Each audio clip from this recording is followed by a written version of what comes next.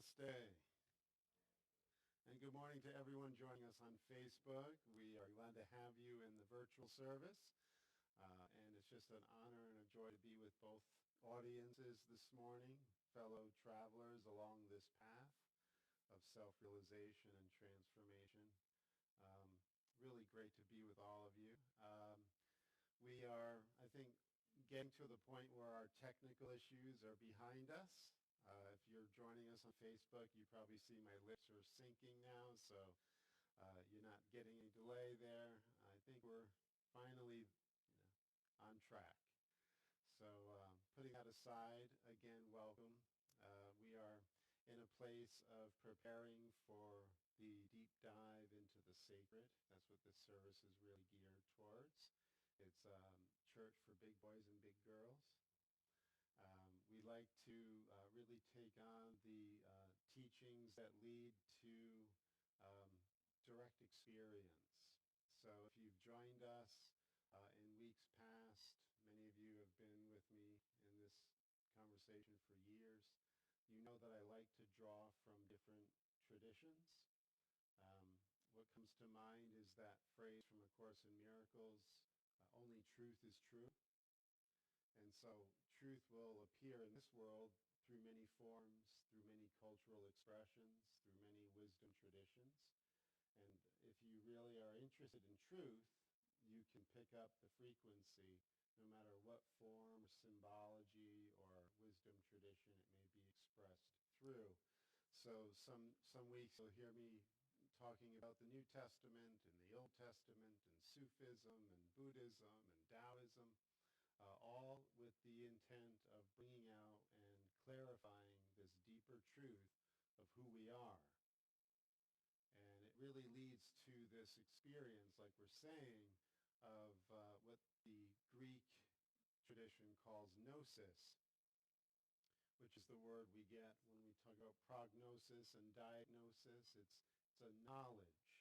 It's a direct knowledge of the deeper essence of life and the source of that deeper essence. This direct, immediate intimacy with life itself and the source of life itself. And so we're going to talk today about how we have to learn in this world the path, the sadhana, as it's called in the Eastern tradition, this way of aiming towards the essence of life, and then walking the path in a thought, speech, and action integration. That all three dimensions of our being have to synchronize, integrate, and align with the goal, the aim of our destination, which is this higher knowledge, this higher love, this higher union with the essence and source of life. So glad that we are here and ready. Hope you have your walking stick and you're ready to get on this path. We're going to be looking today at sort of the big picture first, and we're going to be drawing from what I consider to be one of the great elucidations in modern times of the wisdom tradition, that is from Sri Aurobindo, who his passing was in 1950, so he's relatively contemporary. He was a sage and a master realizer from India, and his partner in this great work, which they called integral yoga, is the mother, as she was affectionately known, Mira Alfassa. And you'll see, hopefully, from what they have to express in their teachings this morning, great depth and a great sincerity and a great love from this place of realization on how to navigate with this big picture in mind. Where are we in the scope of things? And how are we positioned, and what direction must we move in? And then we're going to look at more of a spiritual formation of character development and how to, again, navigate this path from where we are to where we want to go. So it'll be highly practical as well. Okay? So as always, we want to quiet the surface consciousness, the lower mind, calm the waves of the emotional body so that we can pick up these subtler frequencies and that still small voice within the inner temple of the heart. So just simply relax and breathe. You need do nothing except open the doors and windows of your perception.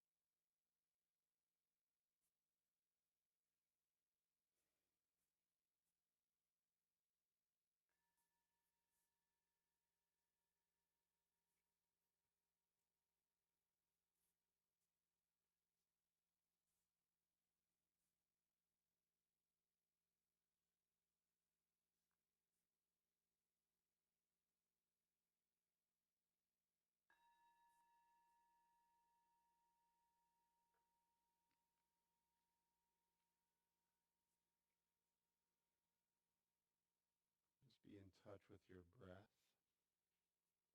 Allow it to slow down and deepen.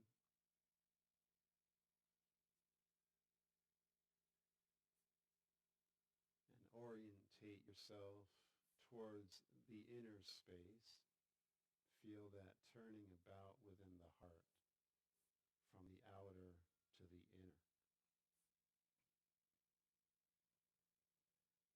And remember, the divine is here to meet us at every step of the way. So if you'd like to call in your guide, the Holy Spirit, whatever form it takes for you, please do that. Take hold of the hand of your guide, your teacher, your Savior, and allow that presence to come alive in your awareness. This manifestation of the Supreme.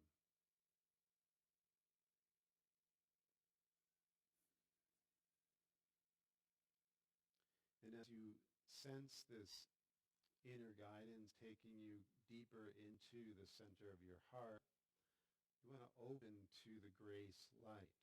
And so you can feel a subtle pressure above the crown of your head. And if that doesn't come through as a feeling, just simply visualize it. And feel that higher light descending like a golden orb into the crown of your head.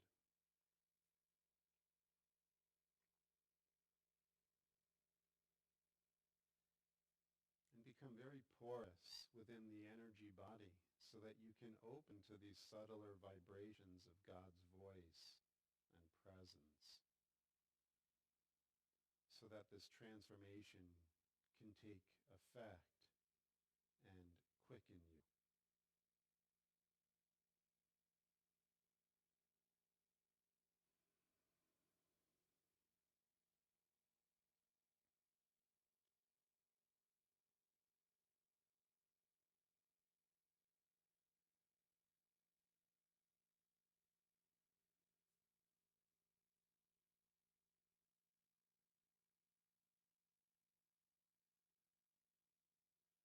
Just keep relaxing and allow your mind to become increasingly alert at the same time, embodying witness consciousness.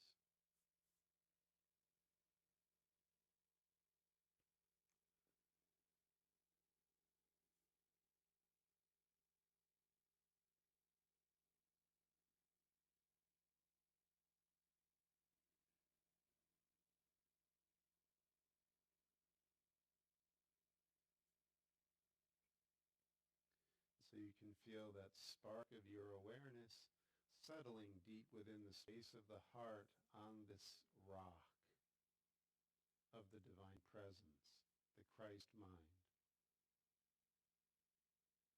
And simply abide in stillness and rest.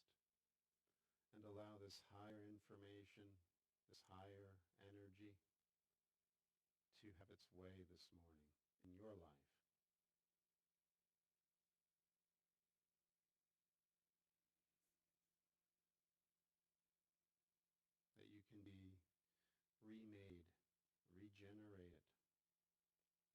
transfigured into your true self,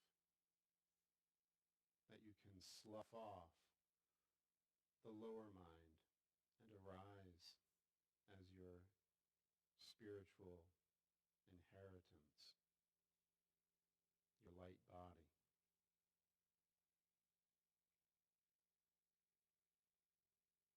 And so it is. Amen.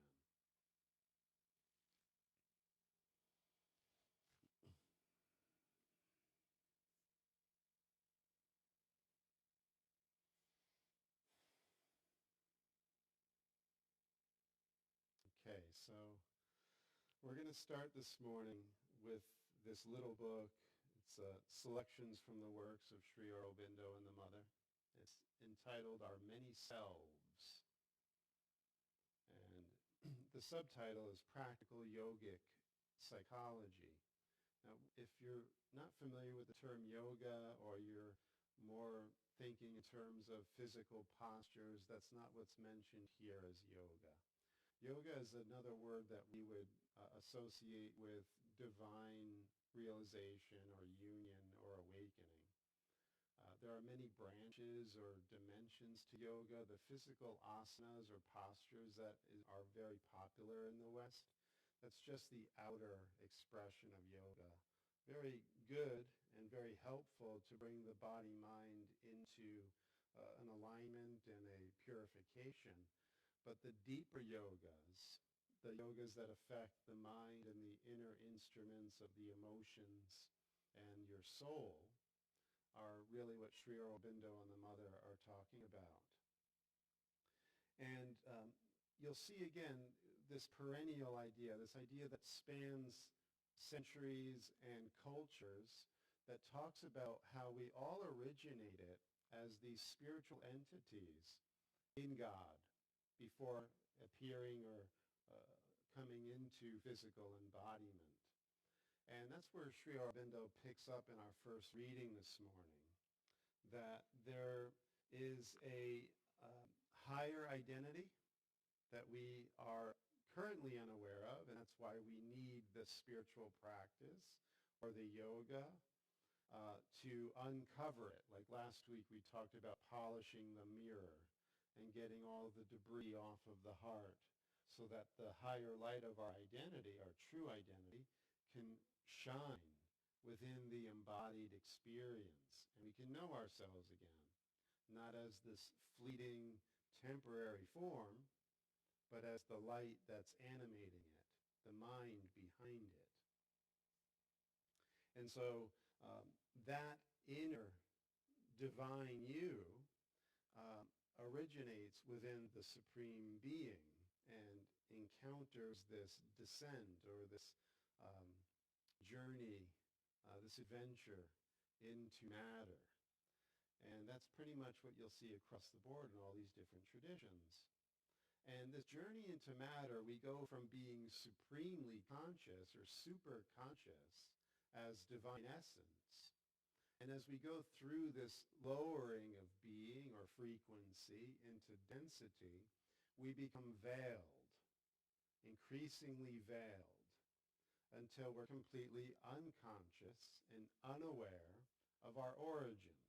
It's like in the Bible, symbolically speaking, when Adam and Eve took that fruit of veiling, which is the fruit of duality, they eventually had to put on coats of skin, we're told in the Genesis narrative, and they left the garden as skin.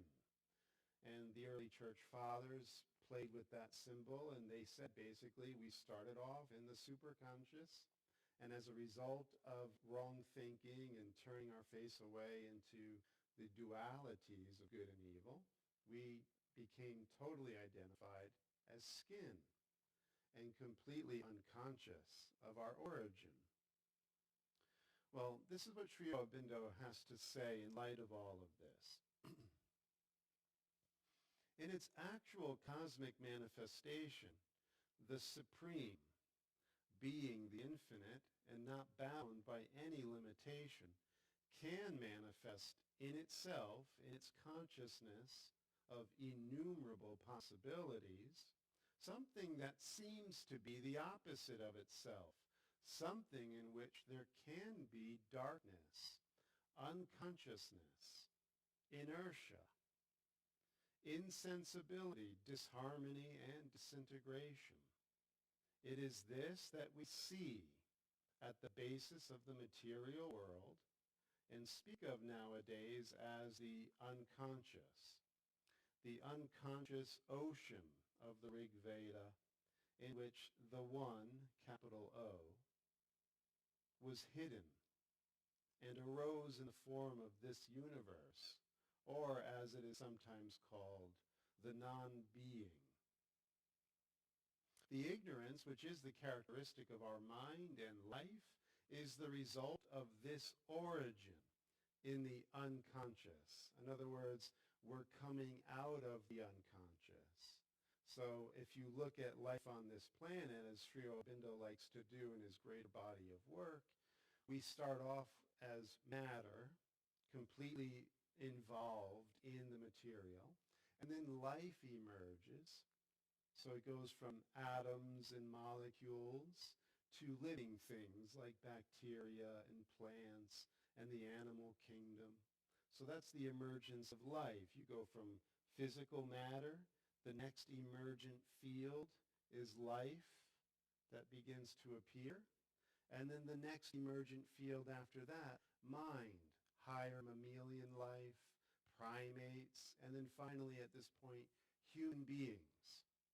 And what Sri Aurobindo is saying is that mind, life, and matter are all originating in the Supreme. But the way that it's manifested in this universe of infinite possibilities is that first, life and mind are asleep in matter. And given enough of the evolutionary time, things begin to emerge and basically hatch into actualization. The seeds are there, but it's taking this evolutionary current to actualize the potentials. We as human beings are sitting on the platforms of life and matter, and we are integrating these kingdoms of matter and life seamlessly within our being. What would you be without your subatomic particles and atoms and molecules? They are the platform for you to then have cellular functioning, which is life. What would you be without your cells in this embodiment?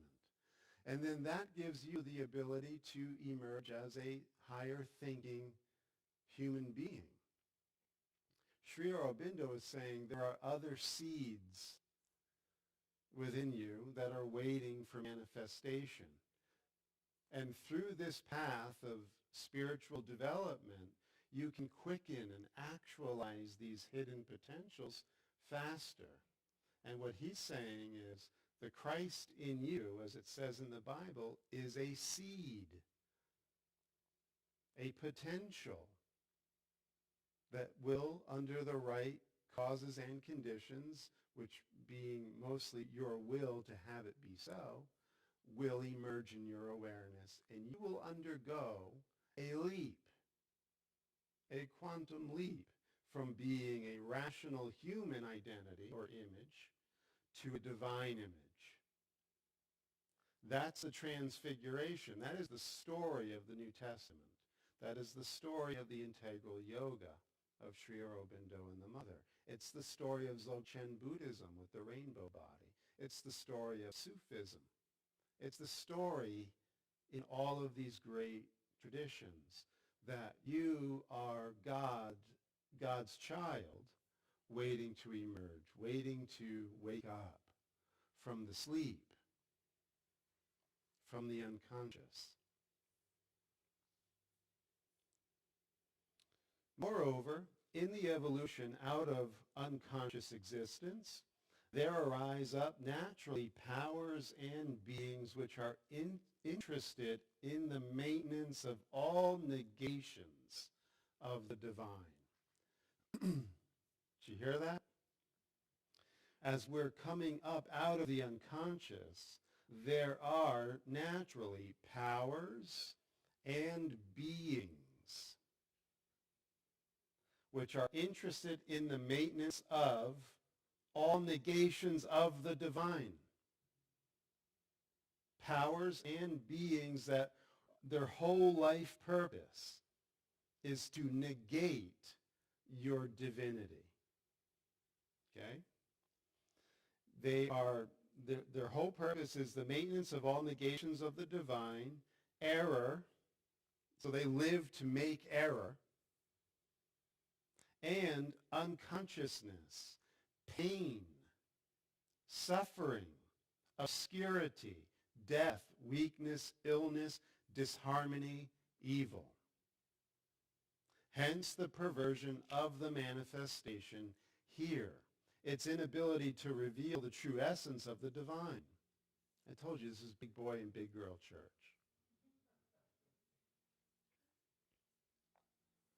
So one of the things we want to recognize is, why are we here in this service? We're here to wake up. That's what this conversation is geared towards. We're here to wake up. We're here to be who we really are. We're here to overcome the darkness within ourselves and to shine so bright that we can be a help and a healing for the world. That's the agenda here. And there's something in you that brought you here to have you sit in this chair this morning that wants this, that's pulling for it. And in order for you to be fully equipped to be the hope and the healing and the light in the present darkness, you're going to have to unveil your eyes and really see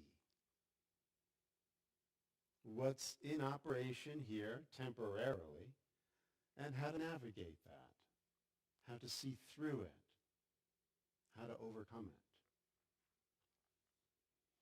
it. At this very base of this evolution, yet in this very base of this evolution, all that is divine is here, involved, and pressing to evolve.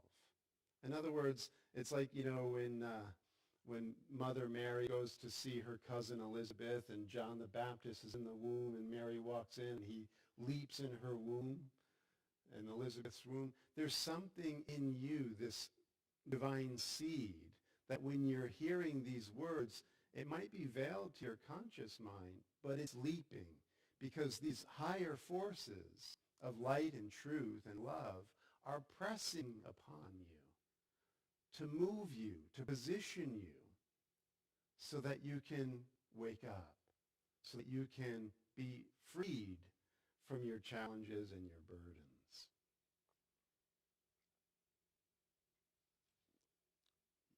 For in the unconscious itself and behind the perversions of the greater ignorance, the divine consciousness lies concealed and works and must more and more appear, throwing off in the end its disguises. That is why it is said that the world is called to express the divine. So now that we got the light stuff out of the way, we can go into deeper water. So we are in this present darkness. So it appears. And we are learning a teaching that will have us reveal the light within us, which will have us actually see here and now that the light has come. The light is here. We've really never left our source. But in order to know this immediate truth that only God is real, only love is real, fear is unreal, fear doesn't exist in truth, in order to know this, we have to go inward and undo and unblock and deny all of the forces and feelings and beliefs and imaginations that our lower mind has habitually been involved in. Because it's the way that we think. It's these habitual feelings that are formed like ruts within the gray matter of our brain that are subconscious or unconscious, and we are in this robotic way of continually blocking this divine mind from our awareness. That's why in these paths like Buddhism and Hinduism and yoga and Christianity, etc., there is a spiritual practice that must be chosen individually. And how that looks for you is different than how it may look for someone else. This is where some of us get hung up. Like we all have to follow this one teacher or this one teaching. And it's not that. Where you find the joy, where you find this power and inspiration coming to you in whatever form, there is your niche, there is your path.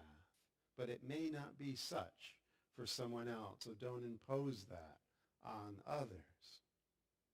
But keep in mind, like we're saying, there will come a time where you must commit to this journey, to have this divine revealed in you. And that's where we're going next.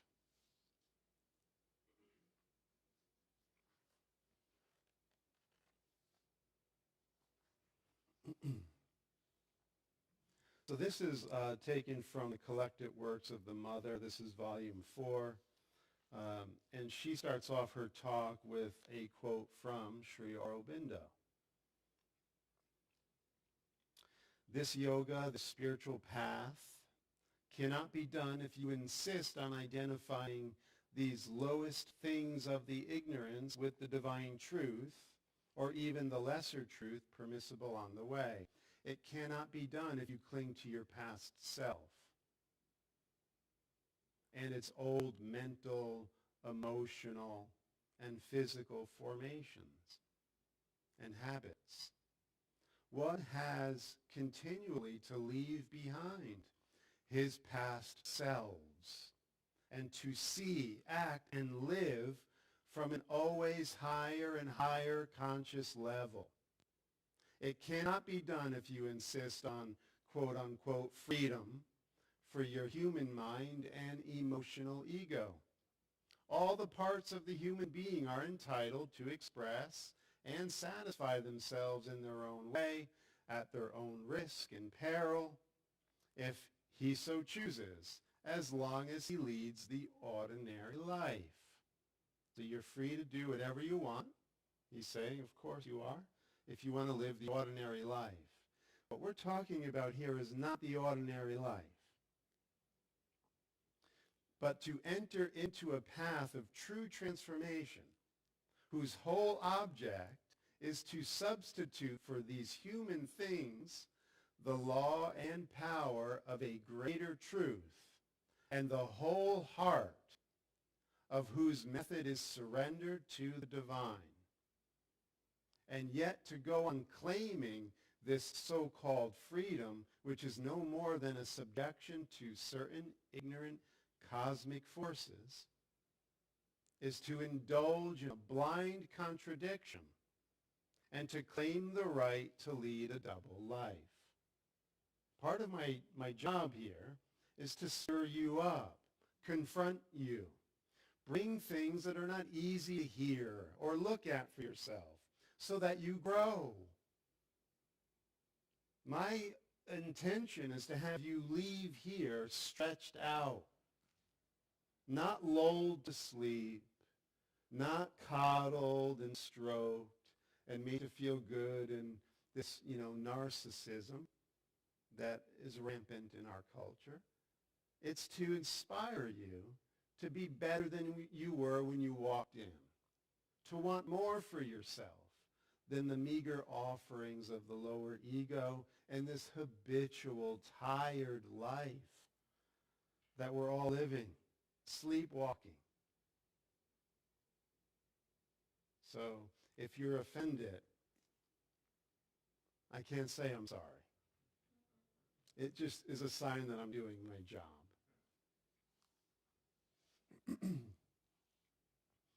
So then he says, least of all can this path of transformation be done if those who profess to be its practitioners continue always to make themselves centers, instruments, or spokesmen of the forces of the ignorance, capital I, which oppose, deny, and ridicule the divine's very principle and object. So it's really important to we're moving forward in the conversation. We just said in the last reading that there are forces and powers and personalities that are completely designed to thwart your spiritual awakening. That's their job, to make pain, error, confusion in the world and in your inner space. And there's a part of your nature that is actually in alignment with that agenda. This lower mind is actually defending itself continuously against the divine light. You know, in the New Testament, it was called the mind of the flesh. So Sri Aurobindo is saying, you can't do this path of real transformation if you're making yourselves embodiments, spokesmen for these darker forces that actually are fighting against the divinity. And you could see this. Maybe you see this in yourself in your past. Sometimes out of job security, out of peer pressure, out of thinking it's just the way the world is, we acquiesce to these limiting, divine, denying forces within our life. And we accept it. And we actually unconsciously, and you could even see this maybe in a more subtle way, if you're not feeding yourself spiritually every day and taking in the light and undergoing this deep change and transformation and communion with your soul, and you're spending a lot of time reading the news or listening to the news or watching mindless TV, your mind actually becomes a center or spokesperson for whatever you're feeding it. Do you remember The Matrix? Who saw the first movie back in '99, The Matrix? Well, a little spoiler, I guess, but in the movie, you know, it plays on this idea of the false world and the real world. And originally the character is asleep in the false world, doesn't even know it. And as he becomes more and more willing to undergo this transformation, he is given the teacher and the opportunity to go through this transformation of awakening to the real world. Once he's awake, he sees that there are these forces and powers that are there within the false world to guard and gatekeep so that there is no way of getting out. They're called the agents. And what's interesting about the agents in this movie, The Matrix, is that anyone who isn't unplugged and awake to their higher self can be a center or spokesperson for the agents. The agents are ubiquitous. They take whatever form they need to. So you'll see in the movie, they'll actually, like somebody will be holding her groceries and her little child in a market, and the character's running by that they're trying to catch, and that woman all of a sudden undergoes the change, and now she's the guy in the dark suit with the glasses. Because her channel is available for these forces of the ignorance to work through. Have you ever seen this? Have you ever, I see it sometimes, and it's not done intentionally, but even when I teach classes on a Thursday night, sometimes you'll get this, like we'll be deep in the conversation and somebody will interject with a comment, and you could tell where this comment's coming from. It's there by design. They don't know it consciously, but they're being a spokesperson to reinforce the ignorance and drop the conversation down, squelch it. And you don't judge the person. They don't know. But if you're not in this place of open clarity and alignment with your soul, these forces will try to operate in you. And you're just a willing compliant. So it says, then the mother is asked about what Sri Aurobindo just wrote. What does being a spokesman of the forces of the ignorance mean? The mother. The forces of the ignorance in the present world always seek people who can express their ignorance in the world. This is not difficult. There are many people ready to say ignorant things. That is, to deny all spiritual realization, deny the capacity for progress, deny the possibility of realizing another life than this existing one, deny that human nature can be changed, and so on. Or if you like, ready to affirm that it is impossible to escape from illness, that it is impossible to escape death, impossible to understand, ready to assert that never will the light and gnosis or knowledge be attained, and so on. Those who say these things are the spokesmen of the ignorance. Instead of expressing the forces of light and knowledge, they serve to express the forces of the ignorance. Is it clear? She asked.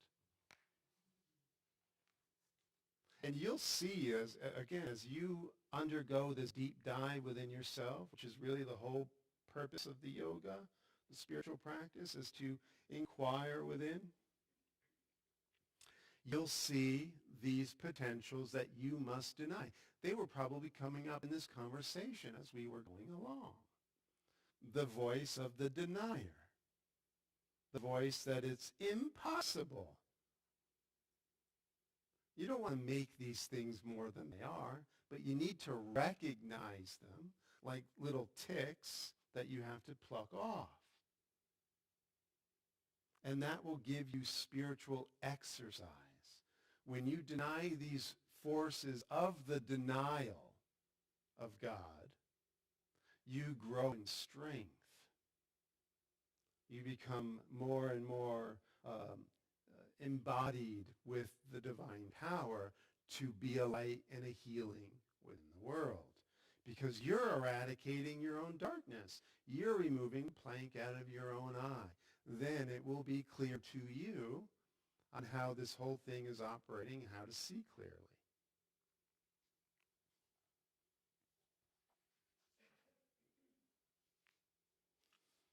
And then one more here from the mother. First, Sri Aurobindo again. Are you having a good time? Is this entertaining for you? On the road again? Huh? Roller coaster, yes indeed. Okay. So here's again Sri Aurobindo. This yoga or spiritual practice can only be done to the end by those who are in total earnest about it and ready to abolish their little human ego and its demands in order to find themselves in the divine.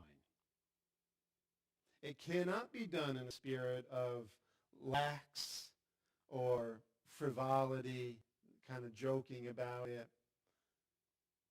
The work is too high and difficult. The adverse powers in the lower capital N nature too ready to take advantage of the least sanction or the smallest opening. The aspiration and tapasya or discipline needed to constant and intense. It cannot be done if there is a petulant self-assertion of the ideas of the human mind or willful indulgence of the demands and instincts and pretensions of the lowest part of the being, commonly justified under the name human nature. So this is the big time, folks. This is what was whispered in the ear within the grottos and sacred groves and hidden temples and caves from time immemorial. This is the path.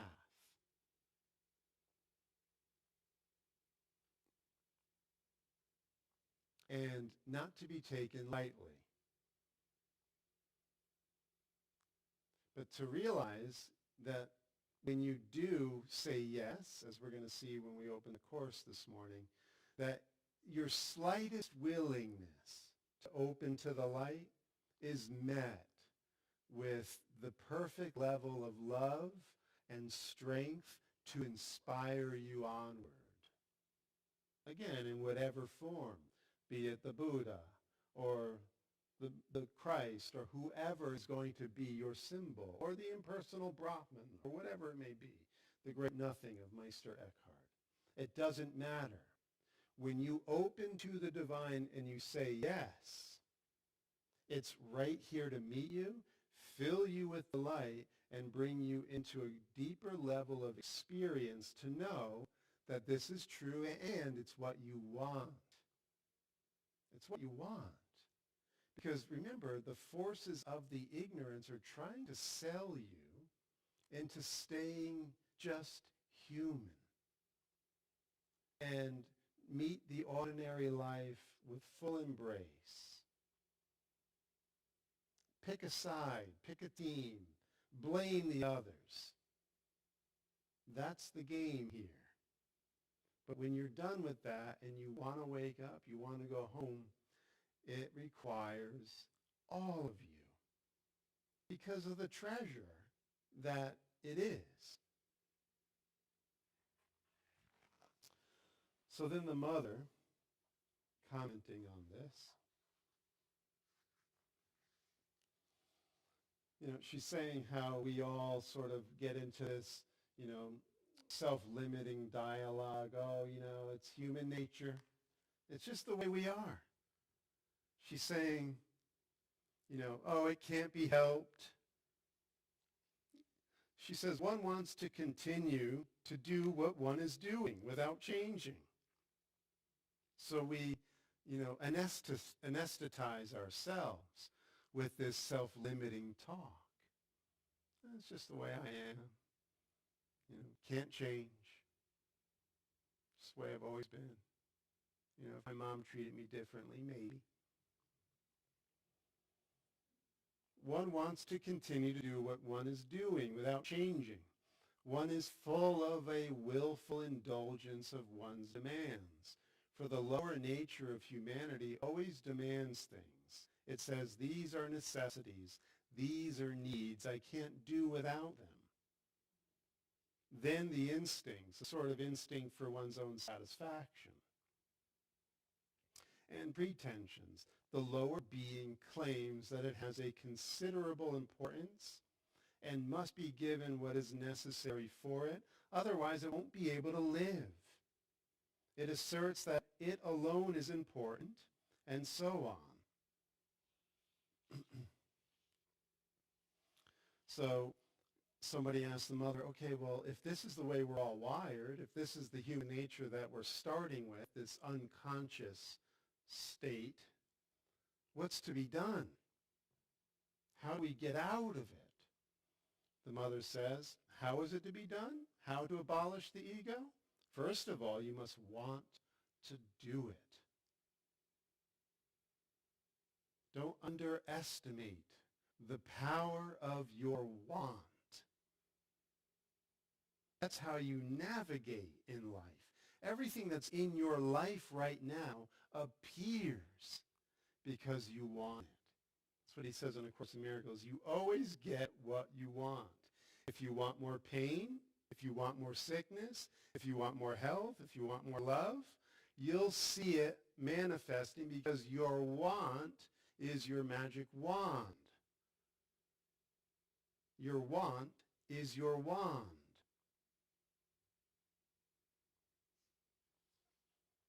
So first of all, you must want to do it. And there are very few people who want to do it. Narrow is the way. and few there are that find it, because it costs everything. The rich young ruler went away sad because he didn't want to sell all that he had to follow the Christ. It wasn't material things. It was his petulant desires and his instinct to feel entitled to be human and not change that. Not to let God in, essentially. To have dominion in your little kingdom and keep it that way.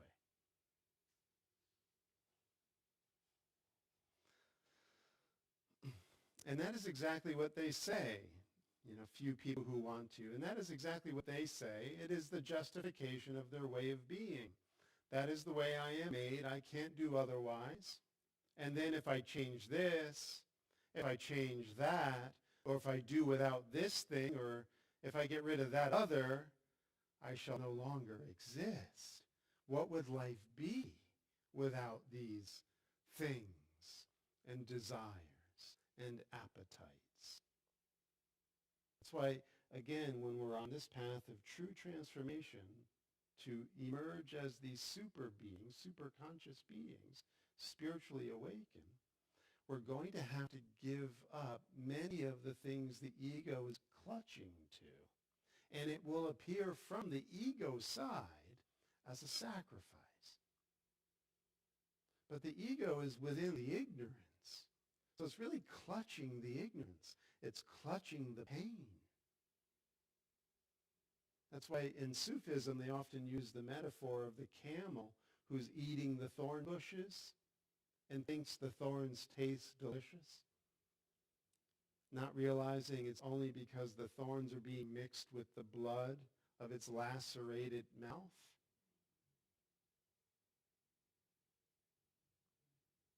So everything within this temporary, ephemeral world are like that. They come at the cost of pain, and they don't really satisfy.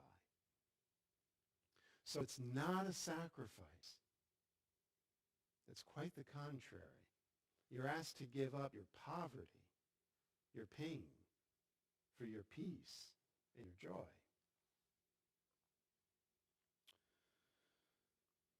And all these little desires, these little satisfactions, all these small ways of being, one clings to them, clings hard. One sticks to them. One doesn't want to let them go. I have seen hundreds of cases where someone's difficulty had been removed with a particular power. A certain difficulty had been removed. But after a few days, he brought it back with enthusiasm. He said, but without that, I do not exist any longer. The mother continues, I have known people who had been given mental silence almost spontaneously and who after a day or two came back frightened. Have I become an idiot? For the mental machine is not working all the time. So the point she's making is we are so addicted to what is debilitating, what is hurting us. We actually, when we do sometimes get the ability to release it, she said there are many cases where people are bringing it back because they're so identified with their problem. And they would rather the problem than the freedom from it. And when I read that, I immediately thought of this passage from A Course in Miracles. I think you'll like this. This is in the Manual for Teachers in the section, Is Healing Certain? And this is what Jesus says. Yet, what if the person uses sickness as a way of life,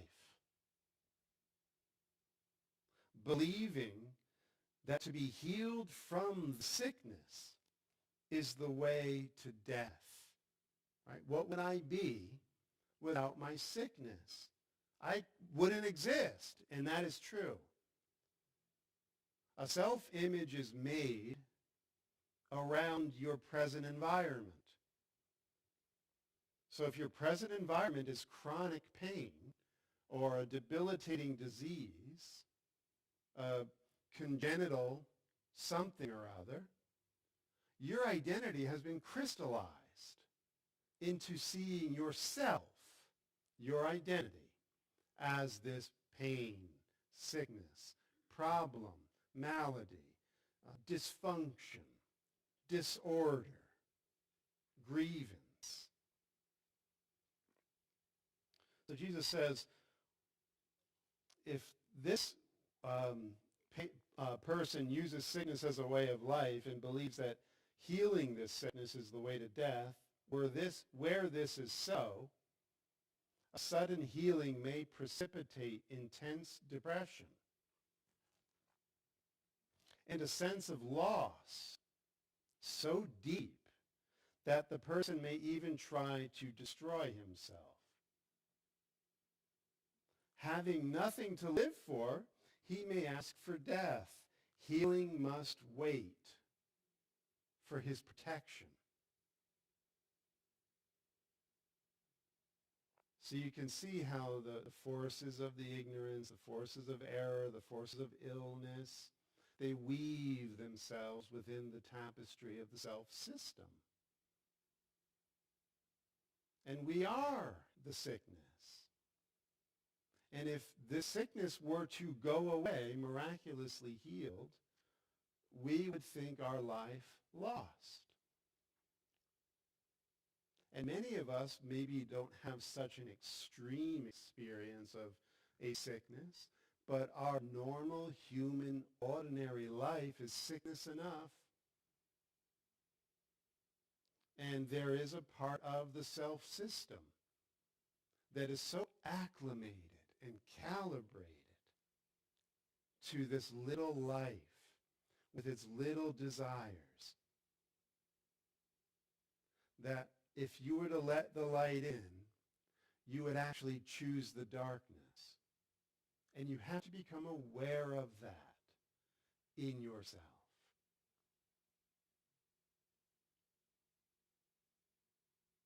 And then open to the divine. And allow the divine to come in and heal that resistance in you. Break those habit patterns in you. And that's where we're going to leave off at this final leg of the journey here in lesson 35. You still with me? This is in the workbook of A Course in Miracles. My mind is part of God's. I am very holy. Today's idea does not describe the way you see yourself now. It does, however, describe what vision will show you.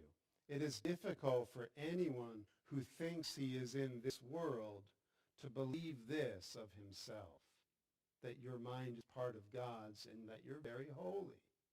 Very difficult to believe this.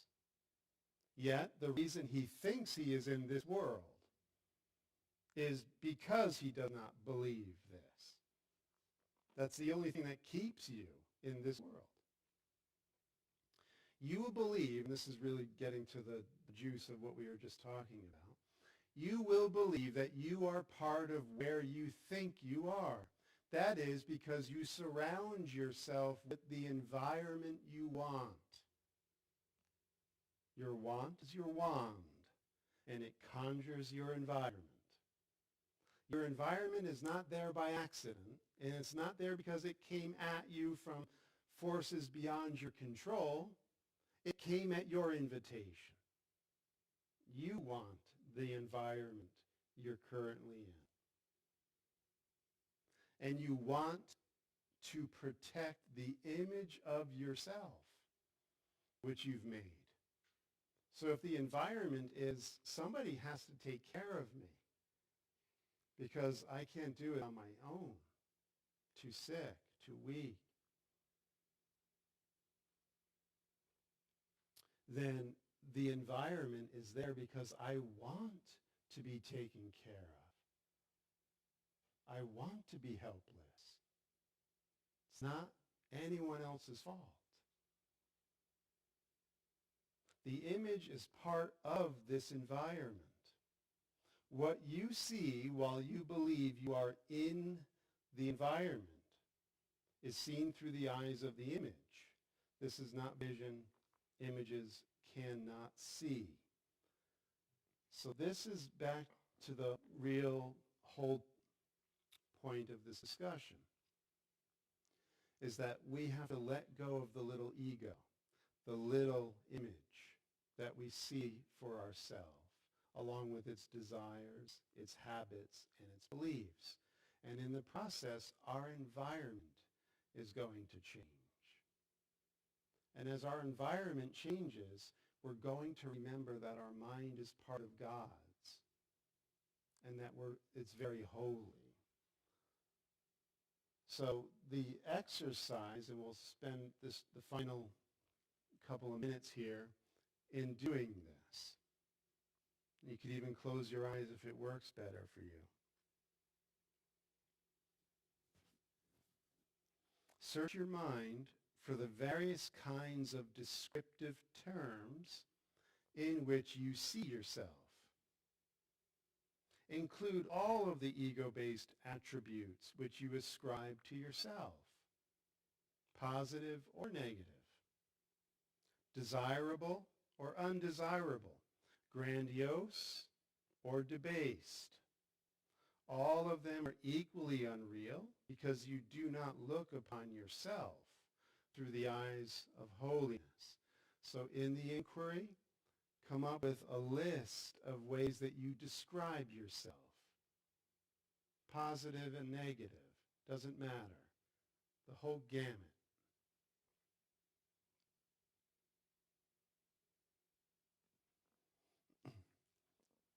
And he says you should try thinking in terms like this. I see myself as imposed on.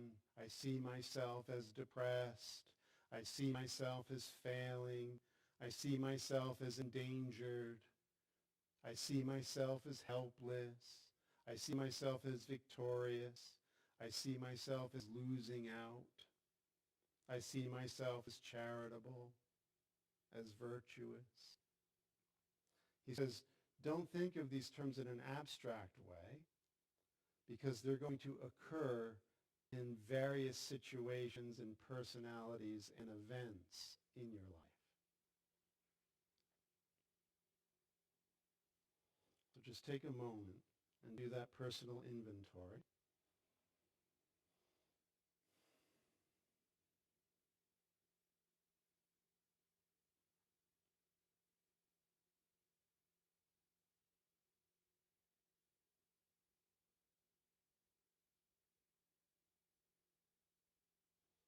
And then as you go through this list of attributes, positive and negative, grandiose or debased, then finish by saying, but my mind is part of God's.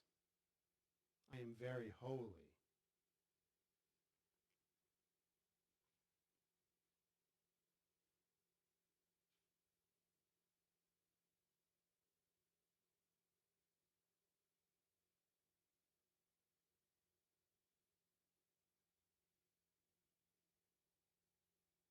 And just rest in that truth.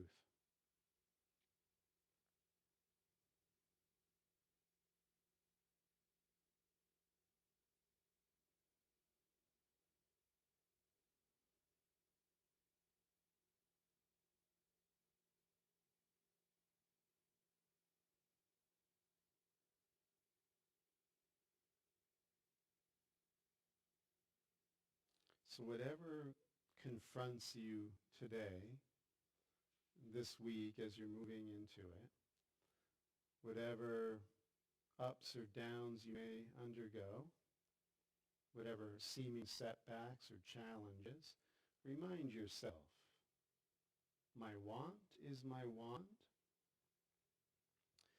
and my mind is part of God's. I am very holy.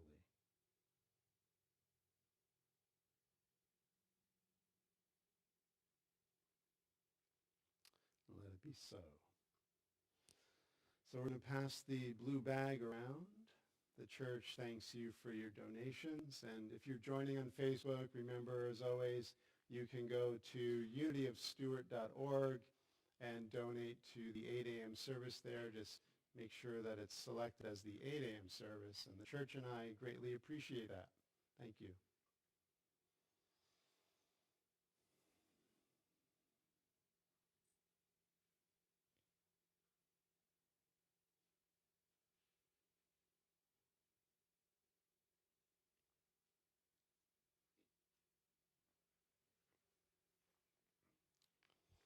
And we are blessing the offering.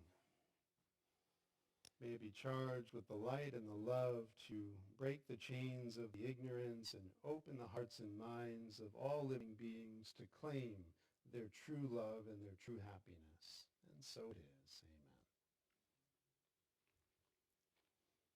Amen. Any final thoughts here, comments or questions? Yes.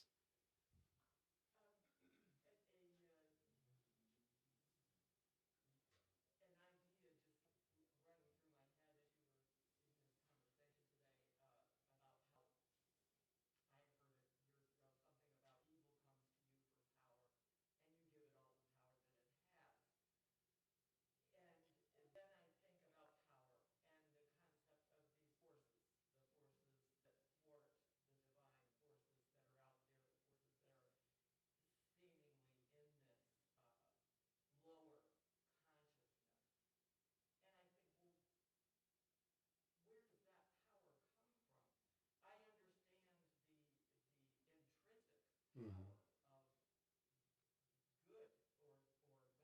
Mm-hmm. Yeah. So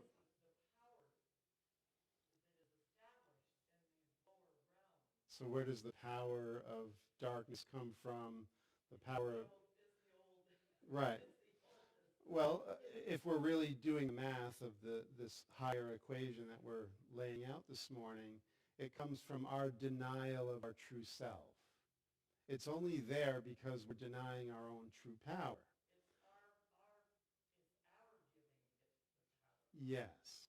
And so when we take our power back, we must deny the existence that those forces are actually powerful and give all of our allegiance and devotion and will back to God. And we will see in truth, when the light goes on for us, darkness can't hide. It actually dissolves. It doesn't have real substance. It's only there because our minds choose to be in shadow. And like we said, that when you choose to be not who you are, then they can really have their way with you. But that's your will too. Yes.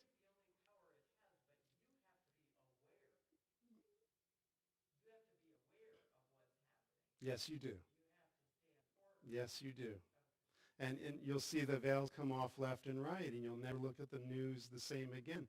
You'll see that there's a deeper narrative that doesn't get put through state-run media. You know, you'll see this in your family units and how everybody's running their own rackets to keep their place in this sick environment that they've selected for themselves, not wanting to change. It's going to really, disturb the mind at first. And you'll see your ugliness and how you've been running rackets. And you'll have to let the light in. That's this path. That's why, again, the mother said it, so many do. Most people run away from this. And it's to their loss. Because you'll see that when you start to really feel the truth, this darkness doesn't have any reality. Any final thoughts here before we close out?